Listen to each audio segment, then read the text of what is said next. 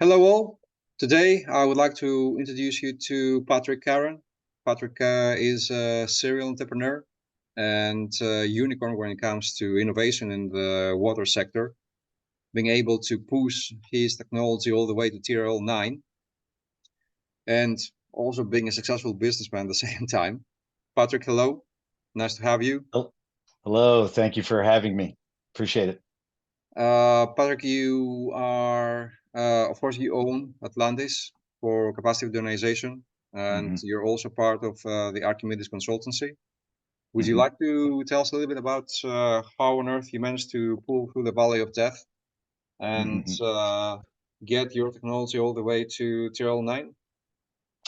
Sure, thank you. Yes, I'm the founder and the CEO of Atlantis. I'm also the CTO of Atlantis.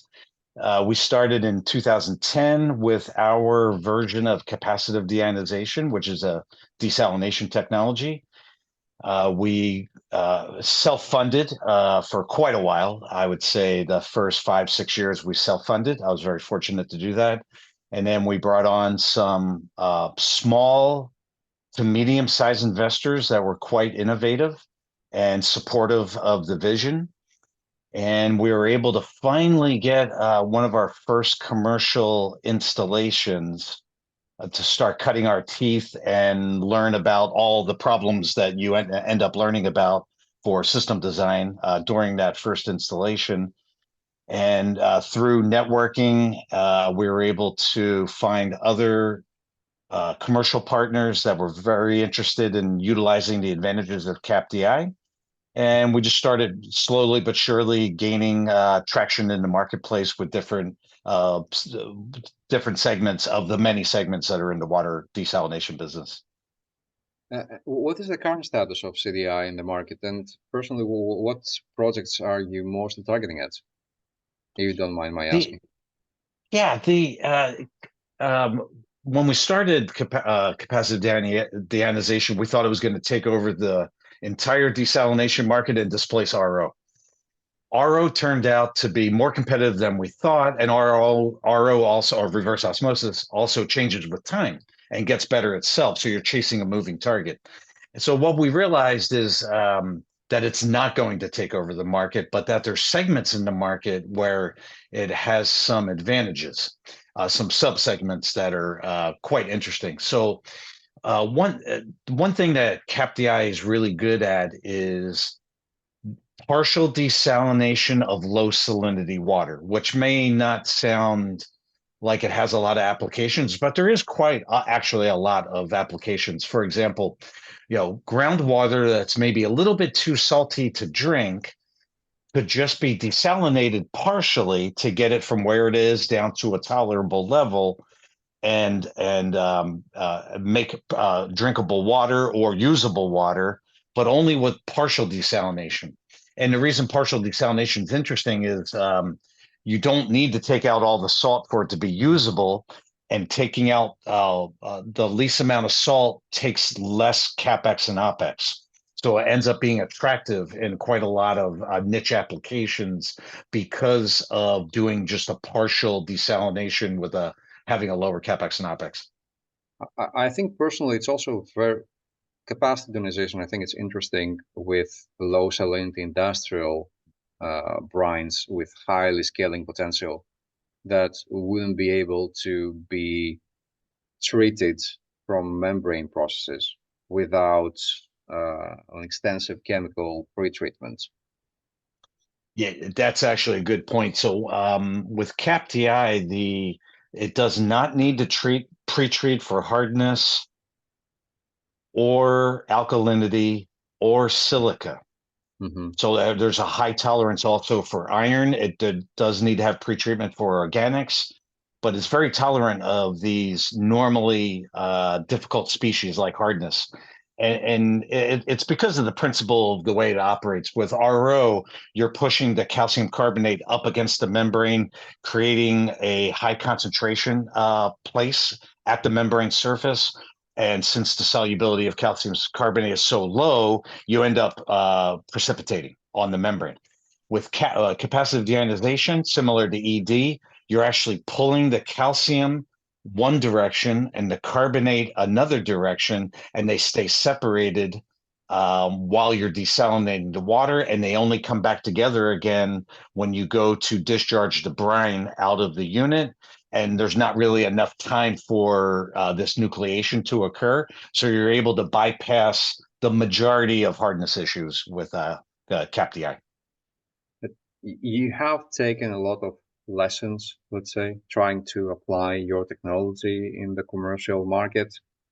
What do you think are the most important priorities for someone who tries to make their process more widely applied? Yeah, the valley of death, like you talked about, you have to get across the valley of death, and time is your enemy because you're spending money during this time. So you have to minimize that time to get across.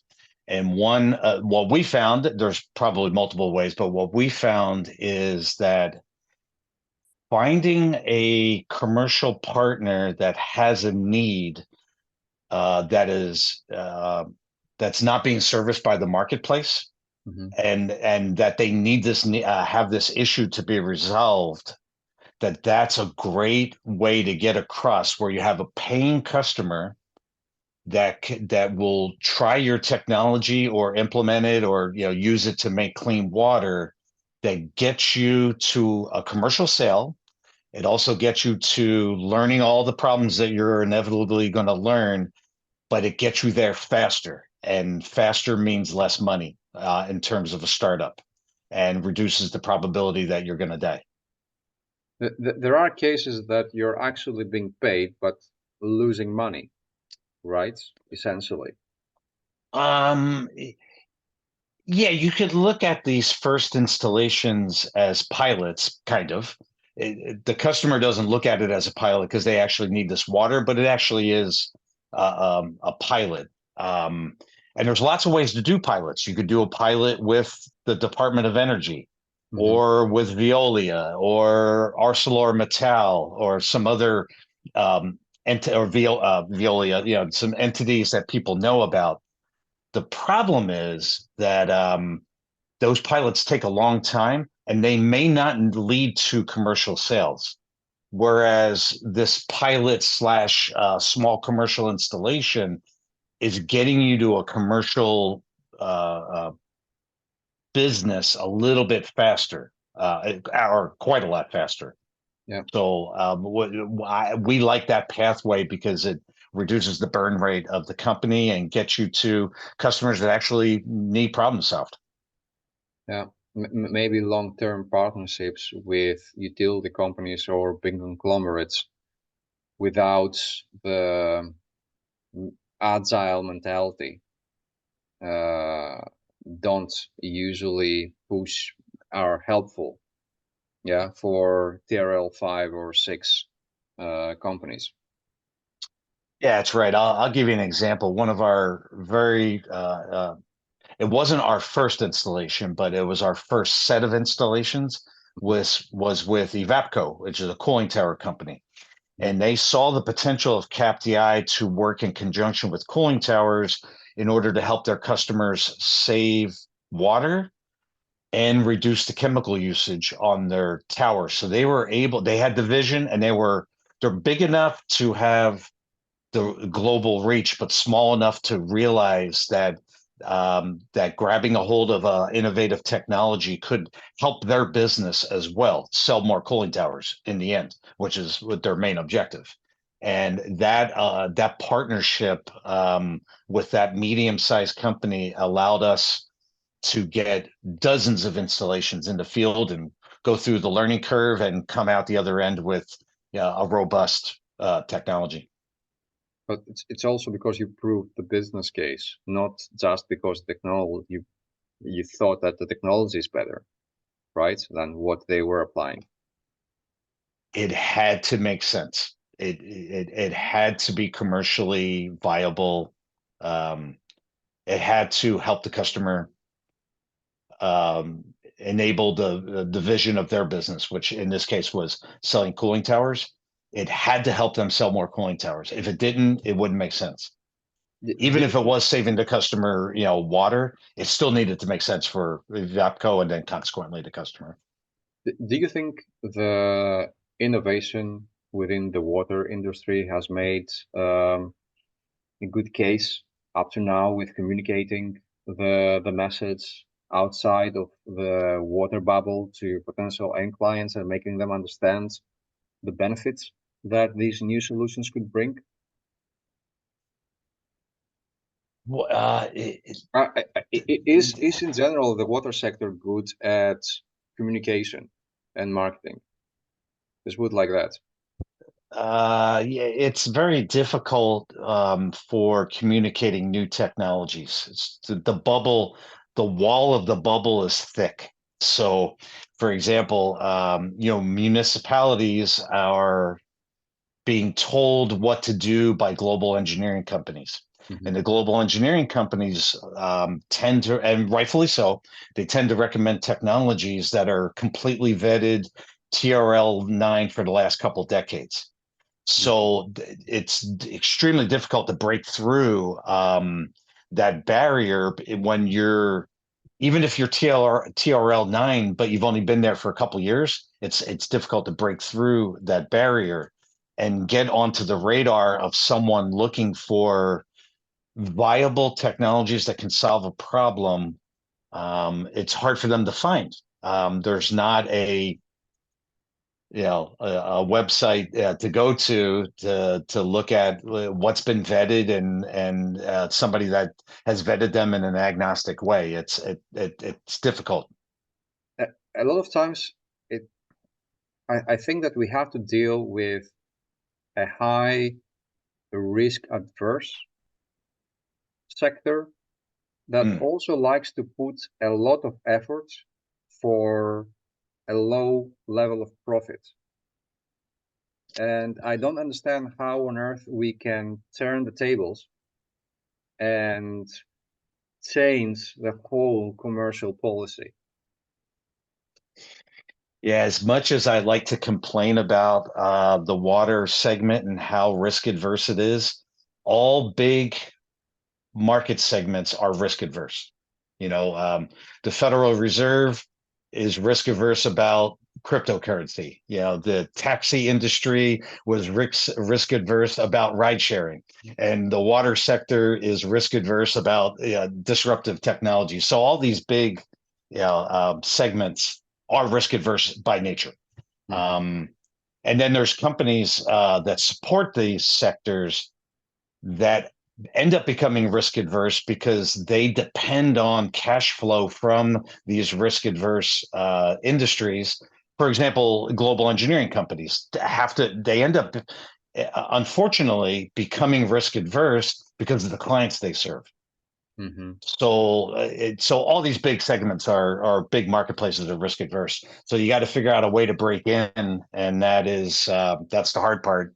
But there's always, in all these segments, there's portions that are dying for something better, but you have to find it. And they're the motivated ones. They're the ones that are going to accept the change. And then once it gets accepted by group one, the group twos will start looking at it. And then eventually the group threes, which are like the municipalities and the Veolias of the world. It's all a matter of references. But I guess that in order to find the cases to get the references from, you need way more communication within the bubble.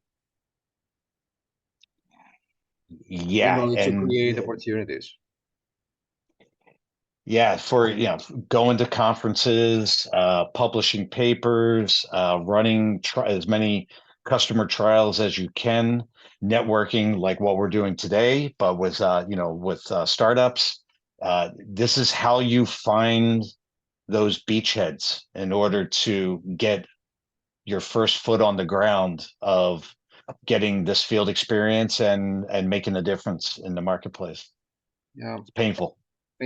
In the end, we need, and I would like to bring up another topic on the value of the water industry, is that we have a brain drain in the industry. We cannot attract top talent because of the way that the outer world perceives the water industry as like a utility Mhm. part of the society, right? We are not interesting enough, or we're not paying high enough wages to get people inside who can innovate and change things for the better.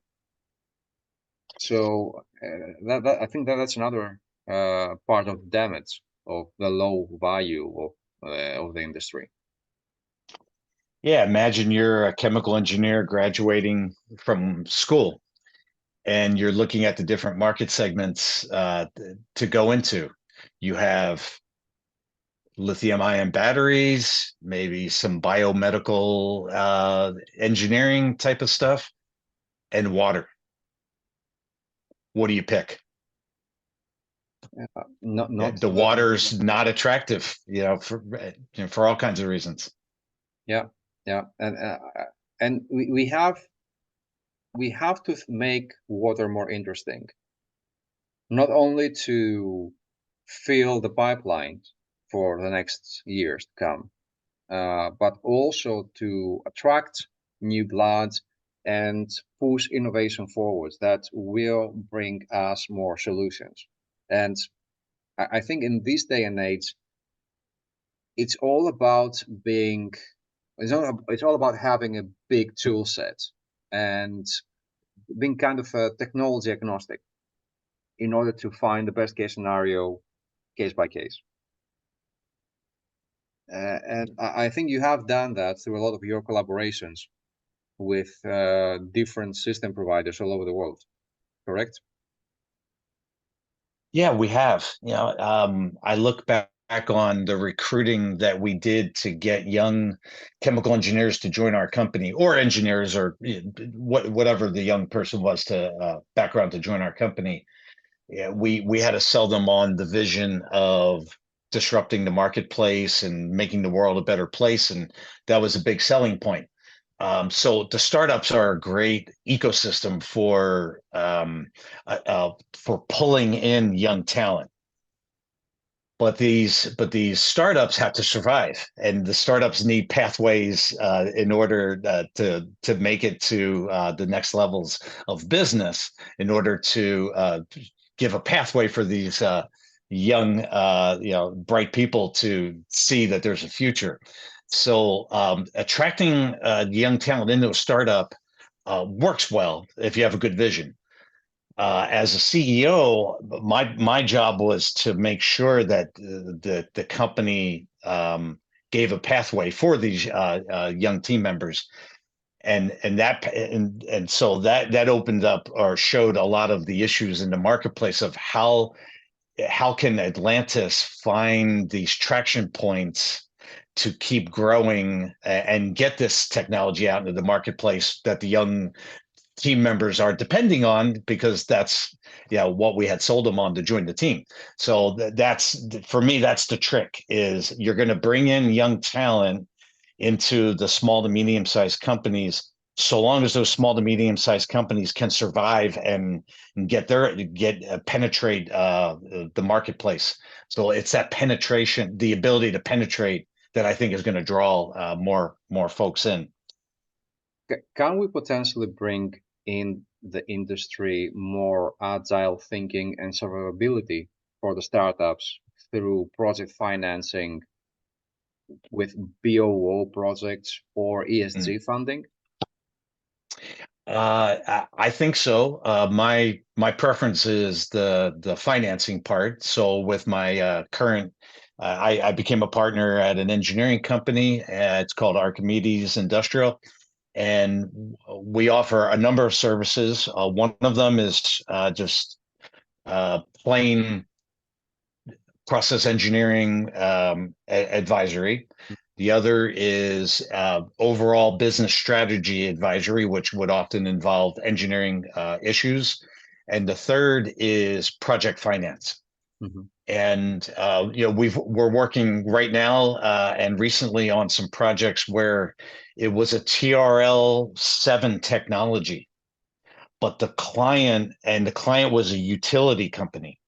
This utility would never purchase a TRL 7 technology ever.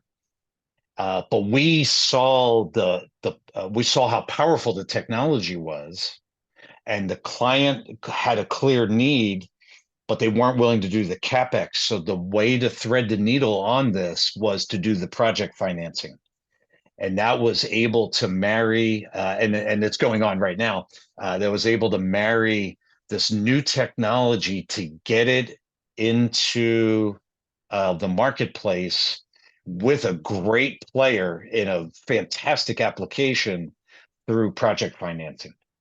And so I personally think project financing is a great way to mitigate the risk aversion from these larger clients that have needs, but enable give a pathway for the newer technologies to penetrate into the market. Yeah, yeah, definitely. I think we have thought way too long as an industry, exclusively as engineers. But in order to push the agenda forward, both for innovation and projects, I think we need to take the matter a little bit more holistic and see it from the case of business and marketing perspective. And unfortunately, we don't have a lot of these people, this type of people in the sector that can push forward the water business. So what are the next steps for Atlantis right now? For Atlantis, we continue to do our networking. We're finding more and more of these niche applications that are underserved or not served at all in the marketplace. I'll give an example. I can't say the client name, but it's an oil and gas company that is trialing carbon capture technology. And in this carbon capture technology, they need desalinated water in order to regenerate the carbon capture media. And there's a lot of water in oil wells. Oil wells are actually water wells that produce a little bit of oil. And but the water that comes out of the ground is hot. So it's 75 Celsius.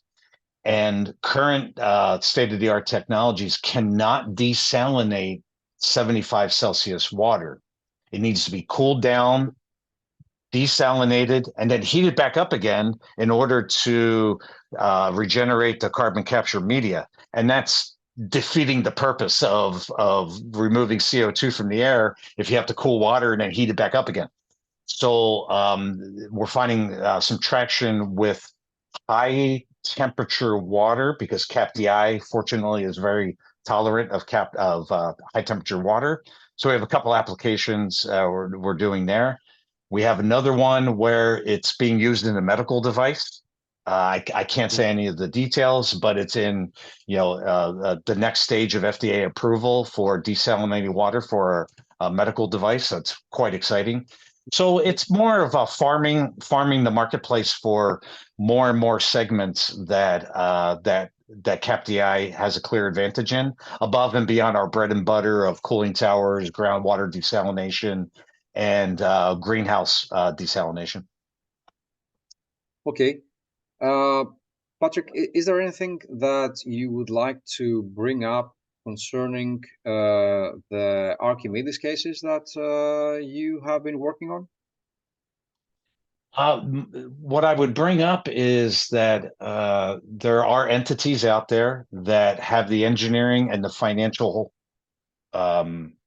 horsepower to be able to understand not only how to finance a project, but how to think through the engineering issues to make sure that a technology is viable enough to move forward and that it's not going to cause the ultimate customer an issue, but that are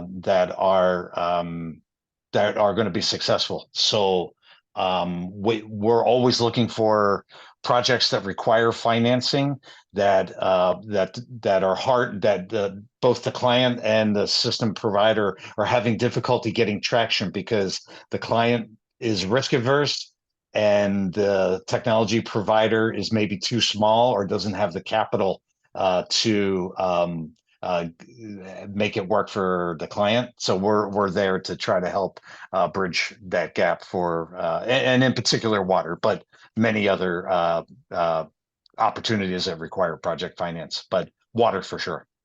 That is great. Patrick, I would like to thank you very much for taking time out of your very busy schedule to be My with pleasure. Us on YouTube. Of course, we'll have more chances in the future to have the talk again. But for now, I would like to wish you a good day in California. Yeah. Thank you. Appreciate the opportunity. My pleasure. We will stay in touch. Great. Take care. Thank you. Thanks. Bye. Ciao, ciao.